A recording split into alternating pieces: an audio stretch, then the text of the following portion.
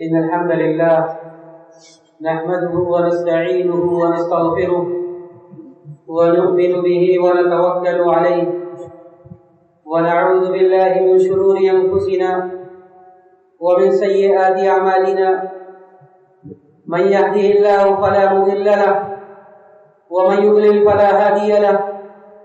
وأشهد أن لا إله إلا الله وحده لا شريك له وأشهد أن محمدا عبده ورسوله يا أيها الذين آمنوا اتقوا الله حق تقاته ولا تموتن إلا وأنتم مسلمون يا أيها الناس اتقوا ربكم الذي خلقكم من نفس واحدة وخلق منها زوجها وبث منهما رجالا كثيرا ونساء واتقوا الله الذي تساءلون به والأرحام إن الله كان عليكم رقيبا يا أيها الذين آمنوا اتقوا الله وقولوا قولا سديدا يصلح لكم أعمالكم ويغفر لكم ذنوبكم ومن يطع الله ورسوله فقد فاز فوزا عظيما أما بعد فإن خير الحديث كتاب الله وخير الهدي هدي محمد صلى الله عليه وسلم وشر الأمور محدثاتها وكل محدثة بدعة وكل بدعة ضلالة وكل ضلالة في النار فأعوذ بالله السميع العليم من الشيطان الرجيم لقد رضي الله عن المؤمنين إذ يبايعونك تحت الشجرة فعلم ما في قلوبهم فأنزل السكينة عليهم وأثابهم فتحا قريبا. معزز حاضرین، محترم بزرگوں، دوستوں،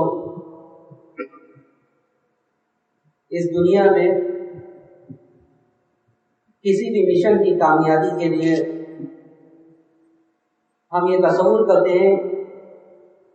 کہ اس مشن کی کامیابی کے لیے جہاں ایک طرف ایک مخلص، ایماندار اور محنتی قائد کی ضرورت ہے، ویسے ہی اس مشن کو کامیاب بنانے کے لیے قائد کے ساتھ جو جماعت ہو، جو ٹیم ہو، جو لوگ ہوں مدد کرنے والے، ان کے ساتھی، ان کے ساتھ بھی اخلاص کا ہونا بہت ضروری ہے. جس طرح ایک قائد آگے بڑھ کر محنت کر رہا ہے اس مشن کو کامیاب بنانے کے لیے، ویسے ہی ان کے ساتھیوں کے اندر بھی جانثاری کا جذبہ ہونا بہت ضروری ہے. تو اللہ رب العزت والجلال نے اس روئے زمین پر جب انبیاء علیہ السلام کو سب سے عظیم مشن دے کر اس روئے زمین پر مبعوث فرمایا، اور اس سلسلے کی آخری کڑی نبی احمد مجتبی صلی اللہ علیہ وسلم کو جب اللہ رب العزت والجلال نے دعوت توحید کا مشن دے کر اس روئے زمین پر مبعوث فرمایا، تو آپ کو اس مشن میں ایسے لوگوں کو آپ کے ساتھ رکھا اور ایسی جماعت کو آپ کے ساتھ، ایسی جماعت کو آپ کی مدد کرنے کے لیے مہیا کیا، تیار کیا، جس جماعت کے اندر جانثاری اس دعوت کے لیے مر مٹنے کا جذبہ تھا. دعوت کے لیے کہ کوئی اپنے ماں باپ کو قربان کر رہا ہے، اسلام کی سربلندی کے لیے کوئی اپنے گھر بار کو چھوڑ رہا ہے،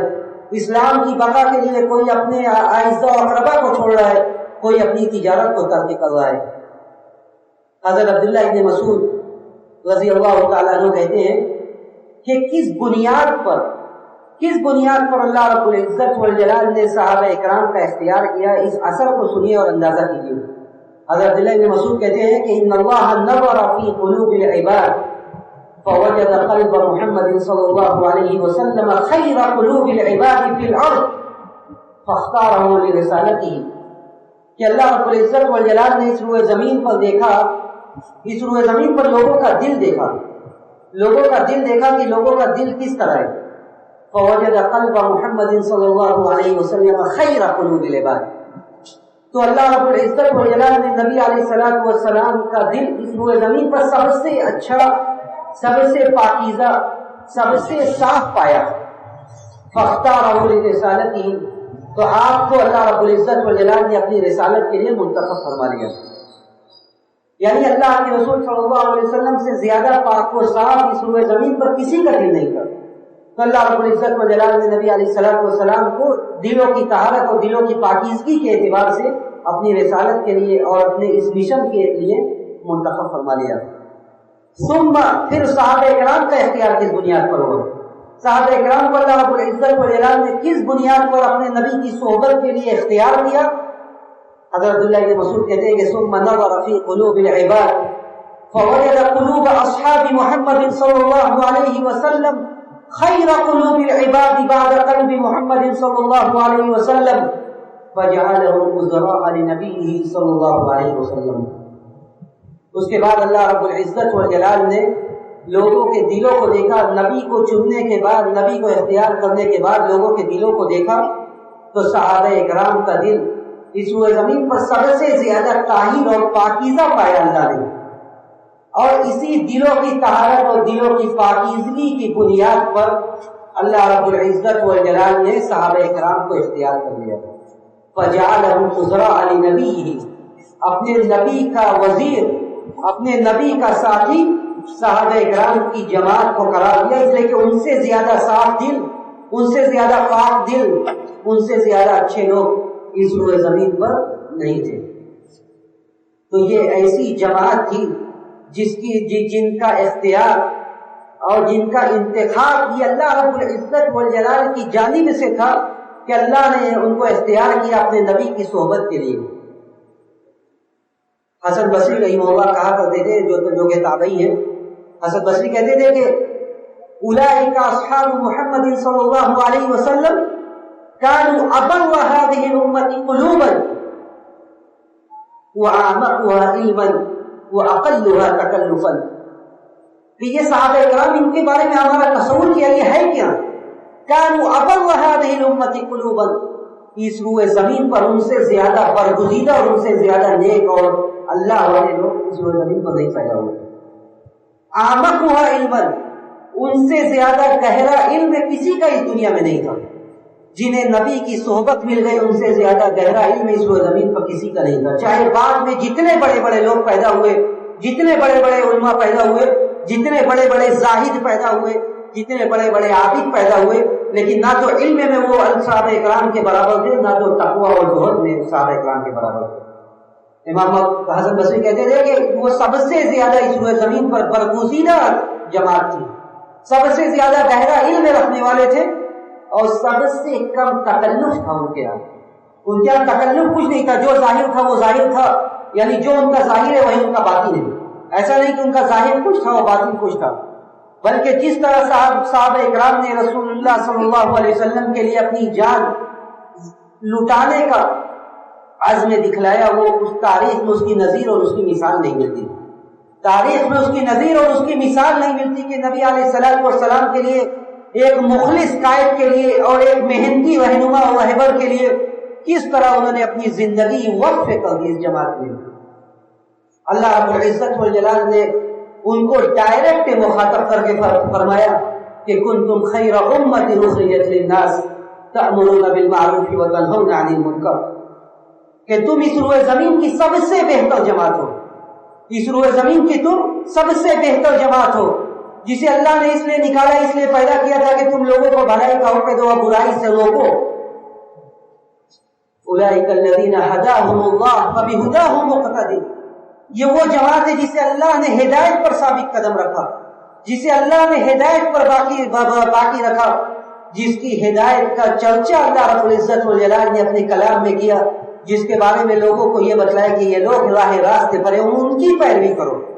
یہ لوگ راہ راستے پر ان کی پیروی کرو، ان کے راستوں پر چلو. یہ جماعت ایسی نہیں ہے کہ اس کے بارے میں جس کا جو جی چاہے جب چاہے وہ اپنے زبان سے کلمات کو ادا کر دے اور اس کے بارے میں سوچے نہ کہ وہ کہہ کیا رہا ہے. آج مصیبت اس بات کی ہے کہ جب سے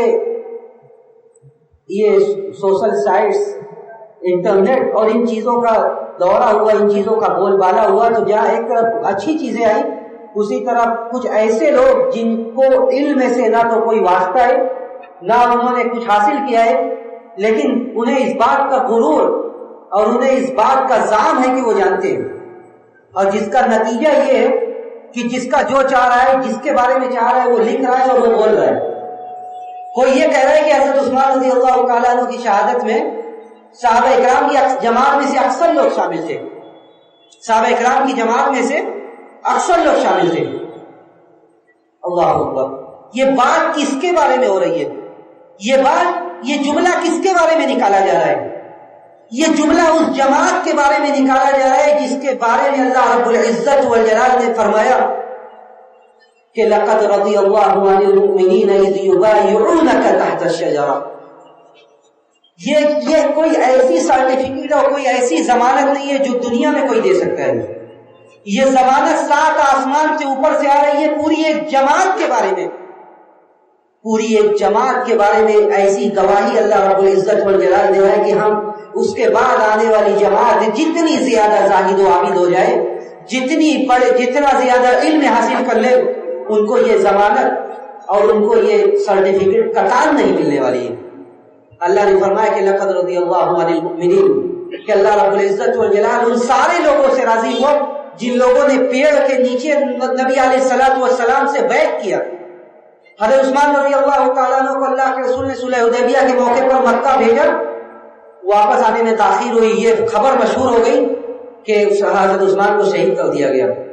اللہ کے رسول صلی اللہ علیہ وسلم نے اپنے ساتھیوں کو آواز دی، ساتھیوں کو بلایا، مخاطب کیا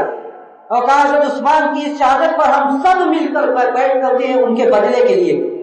حضرت عثمان رضی اللہ تعالیٰ عنہ کی شہادت کی خبر جو پھیلی تھی، اس کے بدلے کے لیے اللہ رب العزت والجلال نے نبی علیہ الصلوۃ والسلام کو حکم دیا کہ لوگوں سے بیعت لے، عہد و پیمان لے کہ وہ نکل کر حضرت عثمان رضی اللہ تعالیٰ عنہ کے اس شہادت کا بدلہ لیں گے، اور جتنے لوگ تھے سب نے بیعت کیا۔ اللہ رب العزت والجلال کو یہ ادا اس قدر پسند آئی، قرآن میں سورہ فتح میں اللہ نے فرمایا کہ لقد رضی اللہ عن المؤمنین، کہ اللہ رب العزت والجلال اذ یبایعونک تحت الشجرہ، جب وہ لوگ پیڑ کے نیچے بیعت کر رہے تھے آپ سے، ہم نے یہ اعلان کر دیا کہ ہم سارے لوگوں سے راضی ہیں، ہم سارے لوگوں سے راضی ہیں جن لوگوں نے بھی عہد و پیمان کیا، آپ سے بیعت لی درخت کے نیچے، ان سارے لوگوں سے ہم نے رضا کا اعلان کر دیا۔ نبی علیہ الصلوۃ والسلام نے صحابہ اکرام کو مخاطب کر کے فرمایا کہ لن يدخل احد النار ممن بايع تحت الشجرہ، لن يدخل احد، کوئی بھی آدمی جس نے پیڑ کے نیچے بیعت رضوان میں شرکت کی، اس میں سے کوئی بھی آدمی کبھی بھی جہنم میں داخل نہیں ہو سکتا۔ اللہ رب العزت والجلال نے ان سے رضا کا وعدہ کیا، اور بقول شیخ الاسلام ابن تیمیہ رحمہ اللہ کہ جب اللہ رب العزت والجلال کسی کے بارے میں یہ کہہ دے کہ ہم ان سے راضی ہوئے، تو اللہ رب العزت والجلال اس رضا کے بعد، اس اعلان کے بعد کبھی ان سے خفا نہیں ہو سکتا۔ ایک بار رب ذوالجلال نے عرش سے 7 آسمان کے اوپر سے اس بات کا اعلان کر دیا کہ ہم اس جماعت سے راضی ہیں، اس جماعت کے عدل کی گواہی ہم دے رہے ہیں، تو اس کے بعد اللہ رب العزت والجلال کبھی بھی ان سے خفا اور ناراض نہیں ہو سکتا۔ تو یہ کوئی عام جماعت نہیں ہے۔ بقول حسن بصری رحمہ اللہ کہ اولئک کانوا اصحاب محمد صلی اللہ علیہ وسلم کانوا اقر هذه الامه قلوبا، اس جماعت سے زیادہ اچھے دل والا اور پاکیزہ دل والا کوئی نہیں ہے۔ آج ہم ان کے دل پر انگلی اٹھا رہے ہیں، ان کے دل کے جذبات سے کھیل رہے ہیں کہ صحابہ اکرام اپنی جماعت کے خلاف خود ان میں سے بعض لوگ تھے، نعوذ باللہ۔ ہماری اور ہم آج کے لوگوں کی حیثیت کیا ہے کہ ہم ان کی عدل و انصاف پر اور ان کی عدالت پر سوال اٹھائیں، ان کے تقوی اور ورع پر سوال اٹھائیں، ان کے زہد اور ایمانداری پر سوال اٹھائیں۔ ایک حدیث سنیے جس کو اللہ کے رسول صلی اللہ علیہ وسلم نے صحابہ اکرام سے مخاطب کر کے فرمایا تھا کہ لا تسبوا اصحابی فوالذی نفسی بیدی، اے لوگوں، صحابہ اکرام کو مخاطب کر کے اللہ کے رسول نے فرمایا کہ لوگوں میرے اصحاب کو گالی مت دو، میرے اصحاب کو برا بھلا مت دو۔ کیوں؟ لو انفق احدکم مثل احد ذهبا ما بلغ مد احدهم ولا نصیفا، ہمارے اور ان کے درمیان فرق کیا ہے؟ کیوں اللہ کے رسول صلی اللہ علیہ وسلم نے یہ فرمایا کہ ان کو گالی مت دو، ان کو برا بھلا مت دو؟ کہ رسول نے کہا صحابہ کرام سے کہ اگر تم میں سے کوئی ایک مد اور آدھا مد خرچ کرتا ہے لو انفق احدكم مثل احد ذهبا ما بلغ مد احدهم ولا نصيفا، تم میں سے کوئی آدمی یعنی صحابہ کرام کے بعد آنے والا کوئی بھی آدمی جتنا بھی نیک ہو، ابھی میں مثال دوں گا کہ نیکی اور ورع میں جس کا زمانے میں چرچا تھا صحابہ کرام کے مقابلے میں ان کی ادنا سی بھی حیثیت نہیں رہی۔ کل کیا رسول نے فرمایا کہ اگر تم میں سے کوئی احد پہاڑ کے برابر خرچ کر دے صحابہ کرام کے ایک مد اور آدھے مد کو بھی حکم نہیں پہنچ سکتا، صحابہ کرام کے ایک مد اور آدھے مد کو بھی نہیں خرچے، آدھے مد کو بھی نہیں پہنچ سکتا۔ انہوں نے اپنی زندگی حوالے کر دی نبی علیہ السلام کے لیے، اس دین کے لیے، اس دین کی سربلندی کے لیے، دینی تعلیم کی نشر و اشاعت کے لیے۔ بیعت رضوان میں جن لوگوں نے شرکت کی اور جن کو اللہ رب العزت و جلال نے جن سے رضا کا اعلان کیا تھا، ان لوگوں نے نبی علیہ السلام سے قربت اس دین کی خدمت کے بنیاد پر بنائی تھی۔ یعنی یہ انصاری تھے، انصاری صحابہ کرام جنہوں نے اللہ کے رسول کی خدمت کی، دین کی خدمت کی، جس کے بنیاد پر اللہ نے ان سے رضا کا اعلان کر دیا۔ اور اسی لیے نبی علیہ السلام نے فرمایا سارے صحابہ کرام کے بارے میں کہ اگر ان میں سے کوئی ایک مد یا آدھا مد خرچ کرتا ہے اور آگے آنے والی جیل، آگے آنے والی نسل احد کے پہاڑ کے برابر خرچ کر دے تو ان کے ایک مد یا آدھے مد نہیں پڑ سکتا۔ حافظ ابن حجر رحمہ اللہ نے بخاری کی شرح کرتے ہوئے فتح الباری میں ایک لفظ کا اضافہ کیا ایک بار حدیث سے، جس سے اور مزید اپنی بے ذاتی کا احساس ہوتا ہے کہ ہم کتنے کمتر ہیں، بعد میں آنے والی جماعت ان کے مقابلے میں کتنی حقیر ہے۔ ابن حجر کہتے ہیں بعض روایات کو ذکر کرنے کے بعد جس میں اس بات کا اضافہ ہے کہ اگر کوئی آدمی روزانہ، جسے اللہ نے یہ توفیق دی کہ وہ روزانہ احد پہاڑ کے برابر خرچ کرے، اور صحابہ کرام نے زندگی میں ایک مرتبہ ایک مد یا آدھا مد خرچ کیا ہو، تب بھی ہم ان کے برابر نہیں پہنچ سکتے، تب بھی ہم ان کے برابر نہیں پہنچ سکتے۔ یہ جماعت اور اس سے محبت، اس کی معرفت، ان کے کارنامے یہ جاننا یہ ہماری ذمہ داری ہے، یہ ہمارے دین و ایمان کا حصہ ہے۔ یعنی یہ دین کا کوئی ایسا مسئلہ نہیں ہے کہ ہم جانے نہ جانے اس میں سمجھوتا کر لیں، بعض لوگ کہ کسی صحابی کو برا بھلا کہیں، بعض لوگ کسی صحابی کی عدالت کو اچھالے اور ہم ان سے سمجھوتا اور کمپرومائز کا رویہ اپنائیں، قطعاً یہ ہمارے ایمان کے خلاف اور ہمارے اسلام کے خلاف ہے۔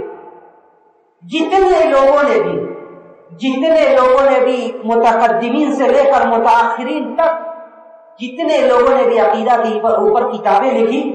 عقیدہ کے اوپر ان کی بک سے آئی، سارے لوگوں نے اس بات کو واضح کیا، بلکہ ایک مستقل چیپٹر اور باب قائم کیا، چاہے وہ عبداللہ بن امام احمد بن حنبل ہو یا امام احمد بن حنبل کے لڑکے، یا شرح احتقال اہل سنت والجماعہ امام لالکائی کی کتابیں وہ ہو، یا اس کے بعد امام طحاوی ہو، یا اس کے بعد آنے والے لوگ ہوں، آنے والے ائمہ ہو، یا اس سے پہلے امام بخاری ہو، سب نے اپنے کتاب میں اس باب کو قائم کیا اور یہ حدیث لے آئے جو حضرت انس سے مروی ہے کہ آیت الایمان حب الانصار وآیت البغض وآیت النفاق بغض الانصار۔ جتنے لوگوں نے اس بات کو قائم کیا سب نے اس حدیث کو ذکر کیا اور فرمایا کہ ایمان کی علامت کیا ہے؟ ایمان کی علامت ہے صحابہ کرام سے، خاص طور سے انصاری صحابہ کرام سے محبت ہے۔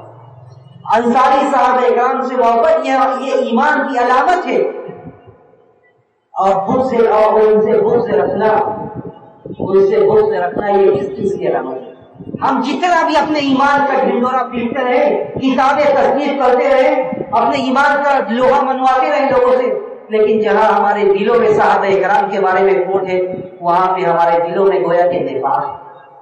منافق ہے ایسا آدمی، نفاق ہے اس کے دل میں جو صحابہ کرام کے بارے میں بغض رکھتا ہے، یا جس کو صحابہ کرام کی عدالت کا اعتماد نہیں ہے،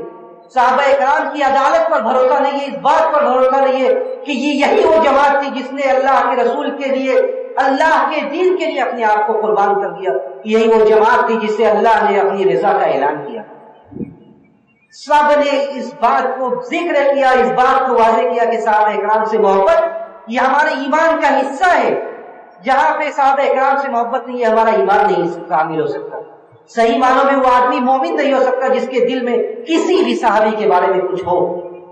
کسی بھی صحابی کے بارے میں کچھ ہو، صحیح معنوں میں وہ مومن نہیں ہو سکتا. امام مالک رحمہ اللہ کا ایک اثر سنیے اور اندازہ کیجیے کہ سلف کے یہاں وہ لوگ صحابہ اکرام کے بارے میں کیا سوچتے تھے. امام مالک کہتے ہیں سلف کے بارے میں اپنے پہلے کے لوگوں کے بارے میں بیان کرتے ہوئے یا اپنے زمانہ کے لوگوں کے بارے میں بیان کرتے ہوئے امام مالک کہتے ہیں کہ کان السلف الصالح يعلمون اولادهم حب ابي بکر وعمر كما يعلمون اولادهم السورة من القرآن اب السنة من اصحاب النبی صلی اللہ علیہ وسلم. کہ سلف صالحین جو سلف تھے، جو اللہ والے کے جو نیک لوگ تھے اس زمانے میں، وہ لوگ حضرت ابو بکر اور عمر کی محبت اپنی اولاد کو ویسے ہی سکھلاتے تھے جیسے قرآن کی کوئی سورت ہو، پیارے رسول کی کوئی احادیث ہو. کہتے کہ یعلمون اولادهم حب ابی بکر وعمر کما یعلمون اولادهم السورۃ من القرآن والسنہ. جس طرح لوگ اس زمانے میں قرآن کی سورت سکھانے کا اہتمام کرتے تھے، پیارے رسول کی احادیث یاد کروانے کے لیے اپنے بچوں کو مجبور کرتے تھے، یاد کرواتے تھے، اس کا اہتمام کرتے تھے، اسی طرح ابو بکر اور عمر رضی اللہ تعالیٰ عنہما کی محبت ان کے دلوں میں ڈالتے تھے. اس لیے کہ اسی وقت سے لوگ ایسے پیدا ہو گئے تھے جن کے دلوں میں کجی تھی، جن کے دلوں میں بغض تھا، جن کے دلوں میں نفاق تھا. صاحبین کی محبت، پیارے رسول کے اصحاب کی محبت سے ان کا دل عاری تھا، خالی تھا. وہ صحابہ اکرام کی محبت تسلیم نہیں کرتے تھے، خاص طور سے صاحبین کی. تو اسی لیے وہ اپنے بچوں کی تربیت اس بات پر کرتے تھے کہ ابو بکر اور عمر رضی اللہ تعالیٰ عنہما کی محبت یہ ایمان کا حصہ ہے، یہ ایمان کا حصہ ہے اور ایمان کا جز. ایک حدیث سنیے اور اندازہ کیجیے کہ صحابہ اکرام یہاں آپس میں صحابہ اکرام کی محبت کس طرح تھی. حضرت انس رضی اللہ تعالیٰ عنہ مسلم شریف کی حدیث ہے. حضرت انس رضی اللہ تعالیٰ عنہ کہتے ہیں کہ حدیثیں تو بہت ساری حدیثوں سے اللہ کے رسول کی سننے کے بعد ہمیں خوشی ہوتی تھی. یعنی اللہ کے رسول جب کوئی حدیث بیان کرتے تھے تو ہمیں خوشی ہوتی تھی. لیکن ایک حدیث اللہ کے رسول صلی اللہ علیہ وسلم نے ایسی بیان کی کہ ہمیں بہت زیادہ خوشی ہوئی. یہ حدیث بیان کرنے کا مقصد یہ کہ اس زمانے میں ان کا آپس میں تال میل کیسا تھا. آپس میں آج جو تصویر پیش کی جاتی ہے، آج جو لوگ جو نادان ہیں، جن کے پاس علم نہیں ہے، یا جو جھوٹی اور موضوع باتوں موضوع روایات کا سہارا لے کر اصل حالات کو وصف کرنے کی کوشش کرتے ہیں، اور ایک طرف صحیح باتیں صحیح روایات میں کیا ہے اس کو سنیے اور اندازہ کیجیے. حضرت انس کہتے ہیں کہ اللہ کے رسول نے حدیث بیان کی، اس کو سن کے ہمیں بہت زیادہ خوشی ہوئی. اللہ کے رسول نے فرمایا کہ المرء مع من احبب، المرء مع من احبب،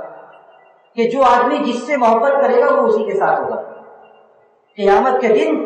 جب اللہ رب العزت والجلال فیصلہ فرمائے گا کہ یہ جنتی ہے، یہ جہنمی ہے، یہ جنت کے اونچے درجے میں رہیں گے، یہ نیچے درجے میں رہیں گے، ان کو حساب و کتاب کے بعد جنت میں داخل کیا جائے گا، ان کو جہنم میں عذاب کے بعد داخل کیا جائے گا. تو اس کنڈیشن میں جو لوگ جس سے صحیح معنوں میں محبت کریں گے وہ آدمی ان کے ساتھ ہوں گے. یعنی اس سے حضرت انس کہتے ہیں کہ ہمیں یہ حدیث سن کر بہت خوشی ہوئی. کیوں خوشی ہوئی؟ حضرت انس اسی حدیث میں کہتے ہیں کہ اس لیے کہ ہم اللہ کے رسول صلی اللہ علیہ وسلم سے محبت کرتے ہیں. كنا نحب النبی صلی اللہ علیہ وسلم ونحب ابا بکر وعمر، کہ ہم رسول اللہ صلی اللہ علیہ وسلم سے، پیارے رسول سے محبت کرتے تھے، ابو بکر سے محبت کرتے تھے، عمر سے محبت کرتے تھے. اور اسی محبت کی بنیاد پر اس بات کی امید ہے کہ نرجو ان نكون معهم وان لم نعمل مثل اعمالهم. ہمیں اللہ سے یہ امید ہے، اس بات کی ہمیں اللہ پر بھروسہ ہے اس بات کو لے کر کہ بھلے ہی ہمارے اعمال ویسے نہیں ہیں، لیکن ہمارے دل کی صحیح محبت کی وجہ سے ہم اللہ رب العزت والجلال جب ہمارا فیصلہ فرمائے گا تو ہمیں نبی علیہ الصلوۃ والسلام اور ابو بکر اور عمر کے ساتھ رکھے گا. ابو بکر اور عمر کی صحبت، نبی علیہ الصلوۃ والسلام کی صحبت دل کی اس محبت کی وجہ سے ہمیں ضرور ملے گی. یہ حضرت انس گواہی دے رہے ہیں اس محبت کا جو اس سماج میں پائی جاتی تھی. دوسری حدیث سنیے، امام بخاری رحمہ اللہ نے کتاب المناقب کے اندر بخاری شریف میں کتاب المناقب کے اندر حضرت عمر رضی اللہ تعالیٰ عنہ کے فضائل میں جو حدیث ذکر کی اس میں ایک حدیث ہے جس کے راوی حضرت عبداللہ بن عباس ہیں. حضرت عبداللہ بن عباس کہتے ہیں کہ حضرت عمر رضی اللہ تعالیٰ عنہ کا جب انتقال ہوا، حضرت عمر رضی اللہ تعالیٰ عنہ کے انتقال کے بعد لوگ وہاں پہ موجود تھے، لوگ آ رہے تھے، لوگ ان کے لیے دعائیاں کلمات ادا کر رہے ہیں، لوگ موجود ہیں وہاں پر. حضرت عبداللہ بن عباس کہتے ہیں کہ اچانک پیچھے سے میرے شانہ پر میں ایک ہاتھ آتا ہے، ایک ہاتھ پڑتا ہے. میں پیچھے مڑ کر جب دیکھتا ہوں کہ یہ کون، تو دیکھتے ہیں کہ یہ کوئی اور نہیں بلکہ حضرت علی. حضرت علی رضی اللہ تعالیٰ عنہ حضرت عمر رضی اللہ تعالیٰ عنہ کی تدفین سے پہلے ان کی نعش مبارک کے پاس آتی ہے. حضرت عبداللہ بن عباس کے کندھے پر ہاتھ رکھتے ہیں، آگے بڑھتے ہیں، حضرت عبداللہ بن عباس سے آگے بڑھتے ہیں. حضرت عمر رضی اللہ تعالیٰ عنہ کو مخاطب کر کے کہتے ہیں کہ آپ تو اس دنیا سے چلے گئے، آپ اس دنیا سے چلے گئے، لیکن اپنے دل کی کیفیت بیان کر رہے کہ میں آپ کے بارے میں کیا سوچتا تھا اور کیا سوچ رہا ہوں. حضرت عمر رضی اللہ تعالیٰ عنہ کو مخاطب کر کے حضرت علی کہتے ہیں کہ آپ نے جاتے جاتے آپ سے زیادہ اب مجھے کسی کے بارے میں یا کسی کے بارے میں یہ تمنا نہیں کرتا، کسی کو دیکھ کر میرے دل میں یہ خواہش پیدا نہیں ہوتی کہ میں اس آدمی کے عمل کی طرح عمل کر کر اللہ سے ملاقات کروں آپ کے علاوہ. یعنی حضرت علی رضی اللہ تعالیٰ عنہ حضرت عمر سے کہہ رہے رضی اللہ تعالیٰ عنہ اجمعین کہ مجھے آپ کا عمل اللہ کے یہاں سب سے زیادہ اس بات کی امید ہے کہ اللہ رب العزت والجلال آپ کے عمل کو قبول فرمائے گا، اور میری یہ تمنا ہے، میری یہ آرزو ہے کہ میں آپ کی طرح عمل کر کر اللہ سے ملاقات کروں، میں آپ کی طرح عمل کر کر اللہ کے پاس جاؤں. یہ کون کہہ رہا ہے؟ یہ حضرت علی رضی اللہ تعالیٰ عنہ فرما رہے حضرت عمر رضی اللہ تعالیٰ عنہ کے بارے میں کہ مجھے آپ کی طرح عمل کر کر اللہ کے پاس جانا ہے، مجھے آپ کی طرح عمل کر کر اللہ سے ملاقات کی، میں دعا کرتا ہوں کہ مجھے آپ کی طرح عمل کر کے اللہ کے پاس جانے کا موقع ملے، توفیق ملے. کیوں؟ کہتے میں نے پیارے رسول کی زبان مبارک سے بکثرت یہ سنا ہے، بکثرت پیارے رسول کی زبان مبارک سے آپ کے بارے میں یہ سنا ہے کہ آپ جہاں بھی ذکر کرتے تھے، آپ جہاں بھی اپنا تذکرہ کرتے تھے، آپ اپنے ساتھ آپ کا تذکرہ ضرور کرتے تھے. کہیں آنے کی بات ہو، کہیں جانے کی بات ہو، کوئی کام کرنے کی بات ہو، اللہ کے رسول صلی اللہ علیہ وسلم کی زبان مبارک سے یہی نکلتا تھا کہ خرجت انا وابو بکر وعمر، دخلت انا وابو بکر وعمر، کہ میں داخل ہوا ابو بکر اور عمر داخل ہوئے، میں گیا ابو بکر عمر گئے. یعنی زندگی کا جو بھی معاملہ ہوتا تھا آپ پیارے رسول اپنے ساتھ آپ دونوں کا تذکرہ ضرور کرتے تھے. اور مجھے اللہ رب العزت والجلال کی بارگاہ میں یہ امید ہے اللہ سے کہ قیامت کے دن جب حساب و کتاب ہوگا تو اللہ رب العزت والجلال آپ کا حشر بھی آپ کو بھی صاحبین کے ساتھ، یعنی پیارے رسول اور حضرت ابوبکر رضی اللہ تعالیٰ عنہ کے ساتھ آپ کو جنت میں جگہ دے گا. یہ کون کہہ رہا ہے؟ یہ کوئی اور نہیں بلکہ حضرت علی رضی اللہ تعالیٰ عنہ حضرت عمر رضی اللہ تعالیٰ عنہ کے بارے میں گواہی دے رہے ہیں. لیکن تصویر کشی اس طرح کی جاتی ہے، اس طرح جھوٹی اور موضوع اور باطل روایات کا سہارا لے کر اس طرح بیان کیا جاتا ہے کہ گویا کہ ان میں آپس میں کس قدر چپتلش تھی، ایک دوسرے کے بارے میں کتنے اختلافات تھے. رب ذوالجلال کی قسم، اللہ رب العزت والجلال کا کلمہ اور اللہ کی آیت جھوٹی نہیں ہو سکتی. اللہ نے کیا فرمایا؟ محمد رسول اللہ والذین معہ اشداء علی الکفار رحماء بینہم، کہ وہ سخت ہیں لیکن آپس میں نہیں، وہ سخت ہیں لیکن غیروں پر سخت ہیں، وہ سخت ہیں کافروں پر سخت ہیں، آپس میں تو وہ بہت زیادہ رحم کرنے والے ایک دوسرے پر ہیں. صحابہ اکرام کی جماعت آپس میں بہت زیادہ ایک دوسرے کے لیے بہت زیادہ صبر کرنے والی، ایک دوسرے کے لیے بہت زیادہ رحم کرنے والی، عفو درگزر سے کام لینے والی ہے. اللہ رب العزت والجلال نے اسی لیے ان کے بارے میں فرمایا تھا کہ اولئک الذین کتب فی قلوبہم الایمان وایدہم بروح منہ، کہ اللہ نے ان کے اوپر ان کے لیے ایمان کو واجب کر دیا. ان سے جب رضا کا اعلان کیا تو گویا کہ ان سے ایمان کی گواہی دی. ان کے بارے میں، ان کے ایمان کے بارے میں شک کرنا، ڈاؤٹ کرنا، باتیں کرنا، یہ سارے نفاق کی اور منافقت کی دلیل. ایک اثر سنیے اور مقارنہ کیجئے کہ صحابہ اکرام میں اور بعد میں آنے والی جماعت کے بارے میں، بعد میں آنے والے لوگ اور صحابہ اکرام کے درمیان فرق کیا ہے. اور ائمہ اور محدثین اس فرق کو کس طرح بیان کرتے تھے. حضرت سعید بن زید رضی اللہ تعالیٰ عنہ جو کہ صحابی ہے اور جو عشرہ مبشرہ میں سے جن کے بارے میں جن 10 لوگوں کے بارے میں اللہ کے رسول صلی اللہ علیہ وسلم نے یہ گواہی دی کہ یہ جنتی، اسی میں سے ایک آدمی ہے. وہ کیا کہتے ہیں؟ وہ اپنی جماعت کے بارے میں، صحابہ کرام کے بارے میں کہتے ہیں کہ اللہ مشہد رجل منہم مع رسول اللہ صلی اللہ علیہ وسلم یغبر فیہ وجہ خیر من عمل احدکم عمرہ ولو عمر عمره. کہ کوئی بھی آدمی صحابہ کرام کا معمولی سے معمولی صحابی، اس میں سے کوئی آدمی صحابہ کرام میں سے پیارے رسول کے ساتھ اس نے کوئی غزوہ کیا، کوئی جنگ کیا، یغبر فیہ وجہ، اور اس جنگ میں اس کا چہرہ خاک آلود ہوا، اس کے چہرہ میں گرد و غبار لگی، یعنی اس نے محنت کیا، غزوہ کیا، جنگ کیا، خیر من عمل احدکم، تم میں سے کوئی آدمی پوری زندگی نیک عمل کرتا رہے، پوری زندگی نیک عمل کرتا رہے، ولو عمر عمر نوح،